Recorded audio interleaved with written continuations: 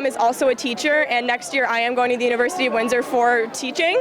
So this is going to affect me down the road because of how many jobs they're cutting. I'm here because what Doug Ford doing is completely unacceptable. His budget cuts, it's putting one of my favorite teachers out of a job. We are here to protest for our future. No cuts to education! No cuts to education! Increasing class sizes is literally just going to, the students who are the most vulnerable are going to suffer even more. And that's not fair to my peers, that's not fair to me, and I don't want bigger class sizes. That's why I'm here today. For his part, Premier Doug Ford is brushing off the walkout as a teachers' union organized stunt. Nicole Ireland was at one of the protests. Thousands of students across the province walked out of their classrooms just after 1 o'clock this afternoon. It all started with an Instagram post from a student in southwestern Ontario that went viral.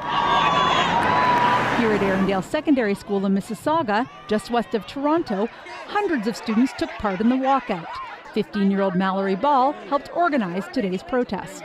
I hope that the government realizes that we're not numbers, that we're actual people, and that all of these changes aren't just meant to fuel the economy, that they're going to change our education and they're going to change our lives.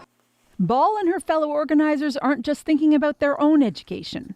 As some of them made signs last night to prepare for the protest, they were also thinking about how funding cuts, including fewer teachers, will affect students with special learning needs. Having less teachers means that we'll have less support. And same with class sizes, we also have teacher assistances, either for ASD children or children who need have a special individual learning plan or ESL. They'll also be impacted. And I actually have a sister who's on the autistic spectrum. In question period today, Ontario Premier Doug Ford defended his government's plans, saying class sizes will still be lower than in other provinces. Ford accused teachers' unions of instigating today's student walkouts. Let's start focusing on the students and stop using the students as a bunch of pawns, because that's what the union bosses are doing right now. Both the elementary and secondary school teachers' unions say they had absolutely no involvement in the protests. Students say they're speaking for themselves.